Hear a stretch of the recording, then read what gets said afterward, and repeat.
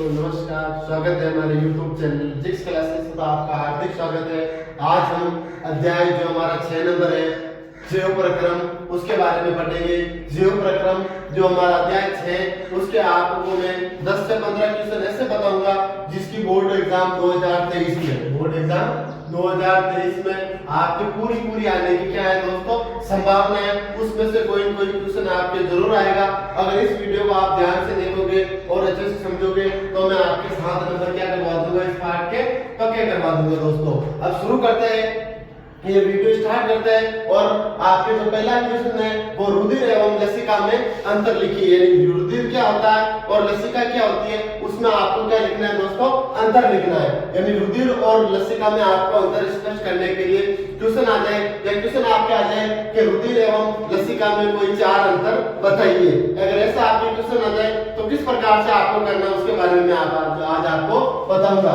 तो सर्वप्रथम आप लिखेंगे रुधिर एवं लसिका में अंतर निम्नलिखित है। क्या लिखेंगे दोस्तों, रुधिर एवं लसिका में अंतर निम्नलिखित है। फिर एक तरफ आपको लिखना है रुधिर, क्या लिखना है दोस्तों, रुधिर, और एक तरफ आपको लिखना है लसिका। और कॉपी के पेज के बीचों बीच आपको लाइन कर देनी है, यानी 2 अलग भागों में से डिवाइड कर देना। डिवाइड करने के बाद आपको इनको जो अंतर है उनको क्रमवाई लेना है। यानी एक आप रुधिर का लिखोगे तो उसके विपरीत दूसरा किसका लिखोगे दोस्तों, लसिका का लिखोगे। तो सर्वप्रथम हम लिखेंगे रुधिर, यानी रुधिर में क्या अंतर है, रुधिर लसिका से किस प्रकार इन दोनों में अंतर, क्या क्या अंतर है या क्या विभेद है। तो सर्वप्रथम हम लिखेंगे सामान्यतः रुधिर लाल रंग का होता है। रुधिर होता है वो किस रंग का होता है दोस्तों, लाल रंग का होता है। रुधिर का अर्थ है रक्त, अर्थात ये लिखा हुआ है आपके ब्लड। यानी रुधिर का अर्थ क्या होता है दोस्तों, रक्त, यानी खून, जो किस रंग का होता है, लाल रंग का होता है। तो रुधिर में सर्वप्रथम हम लिखेंगे कि सामान्यतः ये किस रंग का होता है, लाल रंग का होता है। तो सामान्यतः लाल रंग का होता है, यानी रुधिर होता है जो लाल रंग का होता है। फिर लसिका का पहला नंबर पॉइंट आएगा कि ये रंगहीन होता है, यानी इसका कोई भी रंग नहीं होता है। अर्थात ये किस प्रकार का होता है, रंगहीन होता है, यानी इसमें कोई रंग नहीं होता है।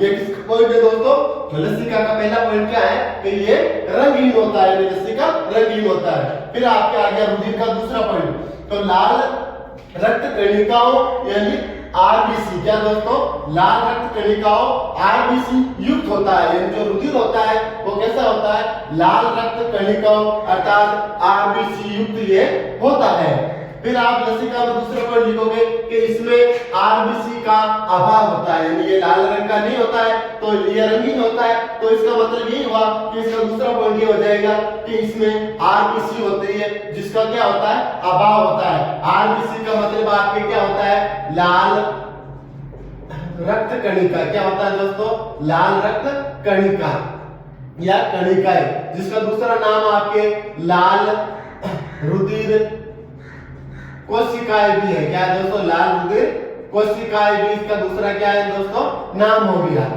फिर अगला तीसरा पॉइंट आपके आता है रुधिर में, तो इसमें प्रोटीन की उच्च मात्रा उपस्थित होती है। यानी जो आपके रक्त होता है, जो आपके ब्लड होता है, उसमें प्रोटीन की कौन सी मात्रा उपस्थित होती है कि इसमें प्रोटीन की उच्च मात्रा उपस्थित होती है। यानी प्रोटीन अधिक मात्रा में, रुधिर में जो प्रोटीन होता है वो अधिक मात्रा में पाया जाता है। ये इसका तीसरा पॉइंट हो गया। वापस सुन लो दोस्तों कि रुधिर में प्रोटीन की उच्च मात्रा की उपस्थिति होती है, यानी रुधिर में जो प्रोटीन होता है वो अधिक मात्रा में पाया जाता है। फिर लसिका में आप लिखोगे कि इसमें प्रोटीन की मात्रा अपेक्षाकृत कम होती है। यानी जो लसिका होती है उसमें प्रोटीन की मात्रा जो होनी चाहिए वो हमेशा अपेक्षाकृत क्या होगी दोस्तों, कम होगी। फिर आप लिखोगे रुधिर का, वापस क्या लिखोगे दोस्तों, चौथा पॉइंट लिखोगे। अब रुधिर और लसिका का चौथा पॉइंट क्या लिखोगे दोस्तों, कि पचित भोजन की मात्रा अपेक्षाकृत कम होती है। यानी जो रुधिर होता है, जो रक्त होता है, उसमें पचित जो भोजन की मात्रा होती है वो अपेक्षाकृत क्या होती है, कम होती है। क्या बचा हुआ भोजन हमारे रक्त में रहता है दोस्तों, नहीं रहता है। तो पचित भोजन की मात्रा अपेक्षाकृत जो रुधिर होगा, जो रक्त होगा, उसमें क्या रहेगी, कम रहेगी। और जो लसिका आ जाएगी तो लसिका में लिखोगे आप कि पचित भोजन की मात्रा अपेक्षाकृत अधिक होती है। जो लसिका होती है उसमें पचित भोजन की मात्रा अपेक्षाकृत क्या होती है दोस्तों, अधिक होती है। फिर आपके रुधिर का वापस पांचवा पॉइंट आ गया। तो पांचवा पॉइंट में आप लिखोगे कि फाइब्रिन, पांचवा पॉइंट लिखोगे फाइब्रिनोजन की जो मात्रा होती है वो क्या होती है दोस्तों, अधिक होती है। यानी फाइब्रिनोजन जो होता है, फाइब्रिनोजन अधिक मात्रा में होता है इसमें। और रुधिर में आप जो लसिका में आप लिखोगे कि इसमें फाइब्रिनोजन की मात्रा क्या होती है, कम होती है। यानी रुधिर में तो फाइब्रिनोजन की मात्रा अधिक हो जाएगी और जो आपके लसिका में कौन सा पॉइंट आएगा कि फाइब्रिनोजन की जो मात्रा होगी वो क्या होगी, कम होगी। फिर आप लिखोगे रुधिर में, तो रुधिर का वापस छठा पॉइंट लिखोगे कि इसमें O2 अर्थात ऑक्सीजन की मात्रा क्या होगी, अधिक होगी। जो रक्त होता है उसमें ऑक्सीजन की मात्रा क्या रहती है दोस्तों, अधिक रहती है। तो लिखोगे कि O2 यानी ऑक्सीजन की मात्रा अधिक होती है। और आप जो लसिका होगी उसका छठा पॉइंट लिखोगे कि इसमें O2 अर्थात जो ऑक्सीजन की मात्रा होती है वो क्या रहेगी दोस्तों, कम रहेगी। यानी ऑक्सीजन कम मात्रा में होगा, रक्त में अधिक मात्रा में होगा लेकिन लसिका में कम मात्रा में होगा।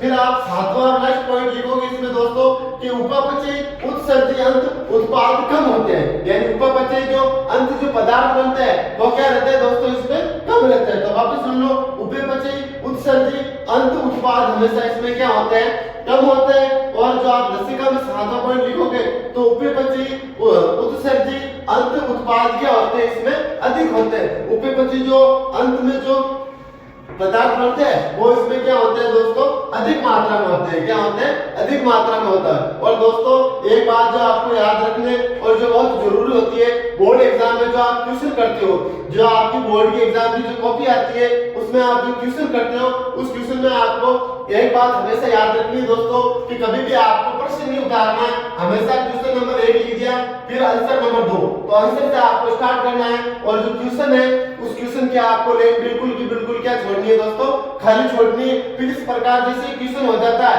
तो क्वेश्चन होने के बाद एक लाइन छोड़ने के बाद आपको ऐसी इस प्रकार की 2-3 लाइनें आपकी स्केल की सहायता से क्या करनी है दोस्तों, खींचनी है। खींचने के बाद 2 लाइन और छोड़ने के बाद आपको अन्य दूसरे क्वेश्चन की क्या करनी है दोस्तों, शुरुआत करनी है, ताकि एग्जामिनर को पता चल जाए कि ये क्वेश्चन यहाँ तक क्या हो गया दोस्तों, समाप्त हो गया। अब समाप्त होने के बाद दूसरा क्वेश्चन भी है जिसकी बोर्ड एग्जाम 2023 में आने की बहुत अधिक संभावना है। वो आपकी क्वेश्चन है बंद एवं खुले परिसंचरण तंत्र की क्या करनी है, तुलना करनी है। अर्थात इन दोनों में विभेद करना है। या इन दोनों में देखो, या तो आप विभेद भी आ सकता है कि इन दोनों में विभेद कीजिए या फिर अंतर स्पष्ट कीजिए। क्या आ सकता है दोस्तों, अंतर स्पष्ट कीजिए। या इनमें क्या क्या अंतर है ये भी आपके क्वेश्चन आ सकता है। या क्वेश्चन आपके इस प्रकार से भी आ सकता है कि बंद एवं खुले परिसंचरण तंत्र के बारे में बताइए। इस प्रकार का आपके क्वेश्चन आने की बहुत अधिक संभावना है दोस्तों। बस आपको वीडियो को अच्छे से देखना है और क्वेश्चन को आपको अच्छे से समझना है। तो आपके आ जाता है क्या, बंद परिसंचरण तंत्र। एक तरफ आप क्या लिखोगे दोस्तों, सर्वप्रथम आप लिखोगे क्वेश्चन नंबर 2। इस क्वेश्चन की लाइन को खाली छोड़ने के बाद आपको आंसर नंबर 2 लिख के लिखना है, बंद एवं खुले परिसंचरण तंत्र की तुलना निम्न प्रकार से है। यह तुलना लिख के आपको छोड़ देना और आगे एक लाइन का डैश कर देना। फिर आपको कॉपी को वापस 2 अलग भागों में डिवाइड करना है। एक तरफ आपको लिखना बंद परिसंचरण तंत्र और दूसरा लिखना है खुला परिसंचरण तंत्र। फिर दोनों के बीच में लाइन करके फिर आपके जो चार अंतर है उनको किस प्रकार से लिखना है दोस्तों वो मैं आपको अच्छे से बताऊंगा। तो सर्वप्रथम आपको लिखना है, किसमें लिखोगे दोस्तों कि बंद परिसंचरण तंत्र के बारे में लिखोगे। तो क्या लिखोगे कि ऐसा रुधिर परिसंचरण तंत्र जिसमें रुधिर बंद नलिकाओं में बहता है। किसमें बहता है दोस्तों, ऐसा परिसंचरण तंत्र। क्या दोस्तों, ऐसा परिसंचरण तंत्र जिसमें रुधिर बंद नलिकाओं में बहता है, बंद परिसंचरण तंत्र कहलाता है। या जिसे हम क्या कहेंगे, बंद परिसंचरण तंत्र कहेंगे। इसमें जो ऐसा जो रुधिर परिसंचरण तंत्र जिसमें जो रक्त बहेगा वो बंद नलिकाओं में बहता है। इसमें बहता है दोस्तों, जो नलिकाएं होती है वो क्या होती है, बंद होती है, बंद नलिकाओं में बहता है, जिसे हम क्या कहेंगे, बंद परिसंचरण तंत्र कहते हैं। फिर आपके आ गया खुला परिसंचरण तंत्र।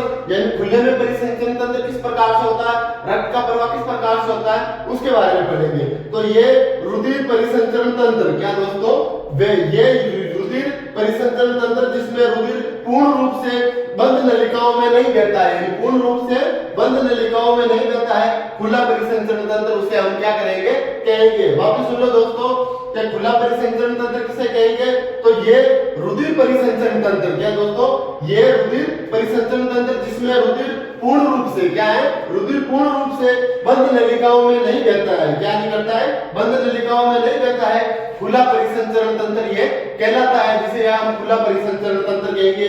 वापस समझ लो दोस्तों, बंद परिसंचरण तंत्र में जो रक्त होगा, जो रुधिर होगा, वो बंद नलिकाओं में बहेगा, तो क्या हो जाएगा, बंद परिसंचरण तंत्र कह देंगे उसे हम। और खुला परिसंचरण तंत्र किसे कहेंगे कि ये रुधिर जो परिसंचरण तंत्र है जिसमें रुधिर पूर्ण रूप से या पूर्ण रूप से बंद नलिकाओं में नहीं बहता है, पूर्ण रूप से बिल्कुल भी बंद नलिकाओं में नहीं बहेगा, ये खुले नलिकाओं में बहेगा, इसलिए हम इसे क्या कहेंगे, खुला परिसंचरण तंत्र हम कहेंगे।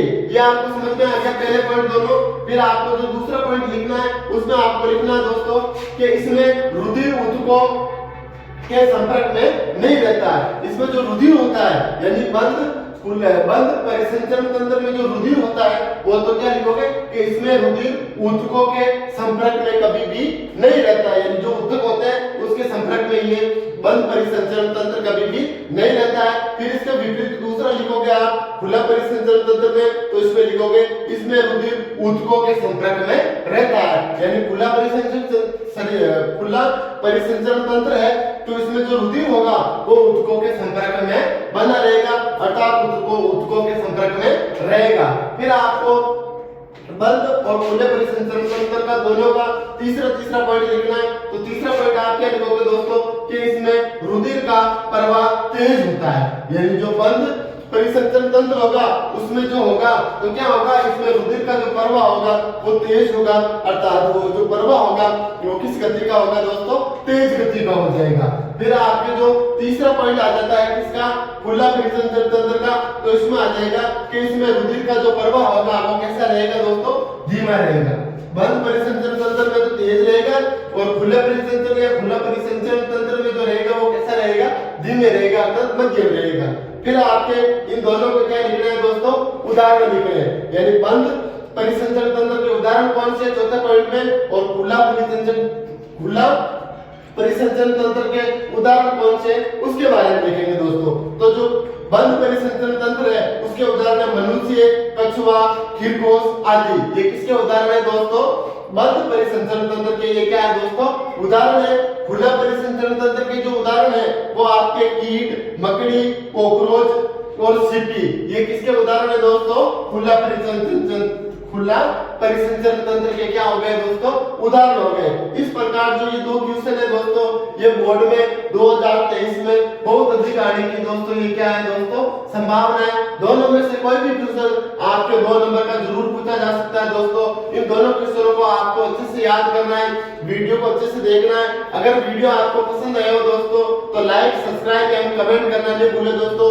अगर आपको किसी भी अध्याय के बारे में या किसी भी टॉपिक के बारे में और अधिक जानना हो तो आप कमेंट करके मेरे से जरूर पूछ सकते हो दोस्तों। मैं उस पर वीडियो अवश्य रूप से बनाकर लाऊंगा दोस्तों। तो इससे पहले हमने पढ़ा दिया अध्याय 6 जैव प्रक्रम के बारे में। इसके पहले हमने धमनी और शिरा के बारे में अंतर, बंद परिसंचरण और खुले परिसंचरण के बारे में पढ़ा दिया। जो अब हम है अध्याय 6 हमारे, उसके बारे में आज हम पढ़ाएंगे। अब हम बताएंगे कि हमारे जो शिरा एवं धमनी में क्या अंतर है, या आपके क्वेश्चन आ जाए कि धमनी एवं शिरा या शिरा एवं धमनी में आपको 10-10 अंतर लिखने के लिए। और ये क्वेश्चन आपके कितने नंबर का आ जाए दोस्तों, 3 नंबर का ये क्वेश्चन आपके आ जाए बोर्ड एग्जाम में कि धमनी एवं शिरा में क्या आपको स्पष्ट करना है, अंतर स्पष्ट करने के लिए तो आप किस प्रकार से इसे सॉल्व करें, हल करें, इसके बारे में मैं आज आपको बताऊंगा। तो सर्वप्रथम आप लिखोगे आंसर नंबर 1 लिखोगे। क्या लिखोगे दोस्तों, आंसर नंबर 1 लिखोगे और आप लिखोगे धमनी एवं शिरा एवं धमनी में अंतर निम्नलिखित है। क्या लिखोगे दोस्तों, शिरा एवं धमनी में जो अंतर है वो क्या है दोस्तों, निम्नलिखित है। पहला एक तरफ आप लिखोगे, क्या लिखोगे, शिरा, दूसरी तरफ आप क्या लिखोगे दोस्तों, धमनी लिखोगे। क्या लिखोगे दोस्तों, धमनी लिखोगे। फिर आप वापस जो मैंने विधि आपको बता रखी है, जो बहुत अच्छी विधि है, आपको वापस इन दोनों के जो आपकी कॉपी का पेज है उस दोनों पेज को 2 अलग भागों में डिवाइड कर देना है। यानी बीच में लाइन खींच के एक तरफ आपको लिखना शिरा, एक तरफ आप क्या लिखोगे दोस्तों, धमनी लिखोगे। क्या लिखोगे, धमनी। फिर से लिखने के बाद अच्छे से आपको इनको इन्वर्टेड कोमा में क्लोज करना है और दोनों के जो आपके अंतर है उनको एकदम क्रमवार 1 2 3 ऐसे चलाते रहना है। तो सर्वप्रथम हम शिरा में लिखेंगे। तो शिरा में क्या लिखेंगे दोस्तों? तो शिरा में हम लिखेंगे कि रुधिर को अंगों से हृदय में या हृदय की ओर ले जाती है। यानी जो शिरा होता है वो शिरे का क्या कार्य है, या शिराएं क्या कार्य करती है? तो शिराएं रुधिर को अंगों से हृदय तक, रुधिर को अंगों से हृदय तक या हृदय की ओर ये ले जाने का क्या करती है? कार्य करती है। कौन करती है? शिरा करती है। फिर आपके धमनी क्या कार्य करती है? तो धमनी रुधिर को हृदय से, जो रुधिर होता है तो रुधिर को हृदय से अंगों तक ले जाती है। कहाँ ले जाती है दोस्तों? ये तो हो गई जो आपकी शिराएं होती है वो रुधिर को अंगों से हृदय में या हृदय की ओर ले जाती है। ये फिर आपके हृदय की ओर ले जाती है। लेकिन जो आपकी धमनी हो गई तो धमनी का आपके पहला पॉइंट हो जाएगा कि रुधिर को हृदय से अंगों में ले जाती है। रुधिर होता है, खून होता है, जो आपके रक्त होता है उसको का रक्त को हृदय से अंगों तक ले जाने का कार्य करती है। फिर आपके शिरा है उसमें दूसरा पॉइंट आ जाएगा कि फुफ्फुसीय शिरा के अतिरिक्त सब में अशुद्ध रुधिर होता है। यानी जो फुफ्फुसीय जो शिरा होता है या फुफ्फुसीय शिरा के अतिरिक्त सब में कौन सा रक्त होता है दोस्तों? अशुद्ध रुधिर होता है। कौन सा होता है? अशुद्ध रुधिर होता है। फिर धमनी का दूसरा पॉइंट क्या हो जाएगा दोस्तों? तो धमनी में आप लिखोगे कि फेफड़ों में जाने वाली फुफ्फुसीय धमनी के अतिरिक्त सब में शुद्ध रुधिर होता है। क्या लिखोगे दोस्तों? कि फेफड़ों में जाने वाली फुफ्फुसीय धमनी, क्या दोस्तों? फेफड़ों में जाने वाली फुफ्फुसीय धमनी के अतिरिक्त सब में क्या होता है दोस्तों? शुद्ध रुधिर होता है। यानी जो रक्त होता है वो कैसा होता है? शुद्ध होता है। फिर आप शिरा में वापस दूसरा पॉइंट लिखोगे कि इसमें रक्त दाब कम होता है। जो शिरा होता है दोस्तों उसमें क्या होता है? जो रक्त दाब होता है वो क्या होता है दोस्तों? कम होता है। फिर अगला आपके आ गया धमनी का तीसरा पॉइंट। तो धमनी के तीसरे पॉइंट पे लिखोगे कि इसमें रक्त दाब उच्च होता है। जो रक्त दाब होता है वो क्या होता है दोस्तों? उच्च होता है, यानी ज्यादा होता है, रक्त दाब उच्च होता है। फिर आप लिखोगे वापस चौथा पॉइंट लिखोगे, किसका लिखोगे दोस्तों? शिरा का। तो इनकी दीवारें पतली होती है। जो शिराएं होती है उनकी दीवारें कैसी होती है दोस्तों? पतली होती है। शिराएं की जो दीवारें होती है वो हमेशा पतली होती है। फिर आप धमनी में चौथा पॉइंट लिखोगे कि इनकी दीवारें मोटी एवं लचीली होती है। जो शिरा की दीवार तो वो तो आपकी पतली हो जाएगी, और जो आपके धमनी की जो दीवारें होगी वो कैसी हो जाएगी दोस्तों? मोटी एवं लचीली हो जाएगी। कैसी हो जाएगी? मोटी एवं लचीली हो जाएगी। फिर आप शिरा में वापस आप क्या लिखोगे? पांचवा पॉइंट लिखोगे। तो शिरा का पांचवा पॉइंट क्या लिखोगे दोस्तों? कि इनका बाह्य स्तर कैसा होता है दोस्तों? मोटा होता है। शिरे का जो बाहरी आवरण होता है, जो बाह्य स्तर होता है वो कैसा हो जाएगा दोस्तों? मोटा हो जाएगा। और जो आपकी धमनी होगी तो धमनी का मध्य स्तर मोटा होगा। क्या होगा दोस्तों? धमनी का तो जो मध्य स्तर होगा वो मोटा हो जाएगा, मध्य स्तर। और जो शिरा होगा, शिरा का जो होगा वो कैसा होगा? बाह्य स्तर जो होगा वो मोटा होगा। यानी दोनों में अलग अलग है। एक का तो जो बाह्य आवरण वो मोटा है और एक का जो मध्य वाला आवरण है वो मोटा हो जाएगा दोस्तों। ये आपके 5 अंतर हो गए। अब छठा अंतर शिरा का लेंगे दोस्तों। तो इनकी गुहा जो होती है वो बड़ी होती है। क्या होती है दोस्तों? इनकी गुहा होती है जो क्या होती है दोस्तों? बड़ी होती है। फिर आप धमनी में लिखोगे कि इनकी गुहा संकरी होती है। कैसी होती है दोस्तों? जो धमनी की जो गुहाएं होती है वो कैसी होती है? संकरी होती है। कैसी होती है दोस्तों? संकरी होती है। फिर अगला आपके सातवां पॉइंट लेते हैं शिरा का। तो शिरा का सातवां पॉइंट हो जाएगा कि दीवार पतली होने के कारण, क्या लिखोगे दोस्तों? दीवार पतली होने के कारण खाली होने पर ये चिपक जाती है। जो शिराएं होती है उनकी दीवार कैसी होती है दोस्तों? पतली होने के कारण। अगर इनकी दीवार पतली है तो ये क्या हो जाएगी दोस्तों? पतली होने के कारण जब शिराएं खाली हो जाती है तो ये आपस में क्या हो जाती है दोस्तों? चिपक जाती है। अब हम धमनी का देखेंगे कि धमनी का सातवां पॉइंट क्या है? तो दीवार मोटी होने के कारण। अब धमनी की दीवारें कैसी होती है दोस्तों? मोटी होती है।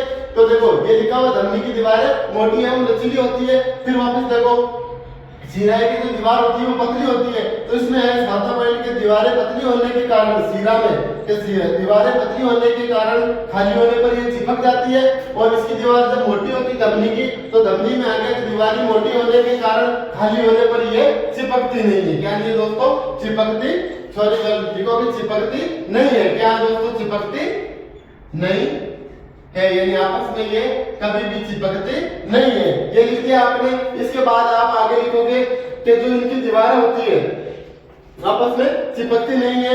फिर आप जो शिरा का 8वां पॉइंट लिखोगे, अधिकांश शिराएं स्तर पर, क्या दोस्तों, अधिकांश जो शिराएं होती है, अधिकांश जो शिराएं होती है, तो अधिकांश शिराएं स्तर पर पाई जाती है या सतह पर पाई जाती है। अधिकांश शिराएं हमेशा कहाँ पाई जाती है दोस्तों, सतह पर, यानी बाहरी सतह पर ये पाई जाती है। फिर आप धमनी में लिखोगे 8वां पॉइंट, तो अधिकांश धमनियां गहराई में पाई जाती है। कहाँ पाई जाती है, गहराई में ये पाई जाती है। धमनियां, अधिकांश जो धमनियां होगी वो हमेशा कहाँ पाई जाएगी, गहराई में पाई जाएगी।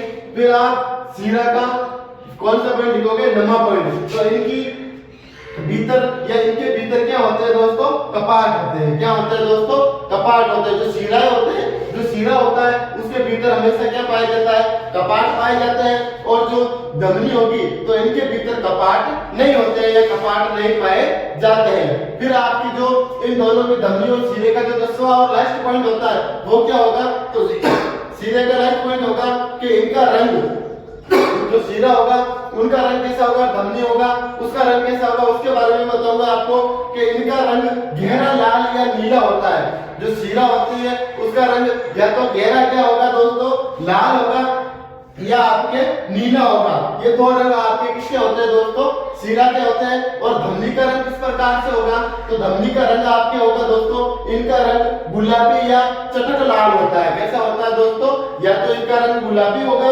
गुलाबी नहीं होगा तो इसका रंग कैसा हो जाएगा, चटक लाल हो जाएगा दोस्तों। ये क्वेश्चन जो आपके कभी भी बोर्ड में नहीं पूछा गया दोस्तों, ये बोर्ड एग्जाम जो आपके 2023 में ये आपके आने की बहुत अधिक क्या है दोस्तों, संभावना है। तो इस क्वेश्चन को आपको इस वीडियो के माध्यम से अच्छे से देखना है, अच्छे से समझना है। और ये क्वेश्चन आपके आने के लिए बहुत अधिक क्या है दोस्तों, संभावना है। आपको 10 अंतर नहीं पूछे जाए तो आपको यही पूछ ले कि धमनी एवं शिरा में आप कितने अंतर बताने, आपको 5 अंतर बताने। और 2 नंबर का क्वेश्चन भी आपके बोर्ड में ये पूछा जा सकता है दोस्तों। इसलिए आपको वीडियो को अच्छे से देखना है, अच्छे से समझना है। और इस क्वेश्चन को आपको हमेशा के लिए क्या हो जाएगा, याद हो जाएगा दोस्तों।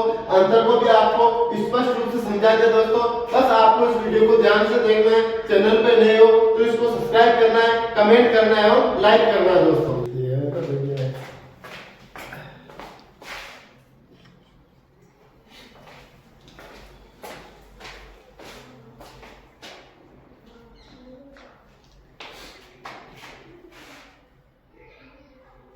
हाँ तो दोस्तों, आज हमारे जो अध्याय 6 है, जो अध्याय 6 है उसका सबसे महत्वपूर्ण टॉपिक के बारे में हम पढ़ेंगे। अध्याय 6 के सबसे महत्वपूर्ण टॉपिक के बारे में हम पढ़ेंगे कि अध्याय 6 में जो सबसे महत्वपूर्ण टॉपिक है, जीव प्रक्रम जो हमारा पार्ट है 6, उसमें सबसे महत्वपूर्ण टॉपिक है अमीबा में पोषण विधि को आपको चित्र बनाकर वर्णन करना है कि अमीबा में पोषण विधि किस प्रकार से होती है, अमीबा पोषण किस प्रकार से करता है, उसके बारे में हम समझेंगे।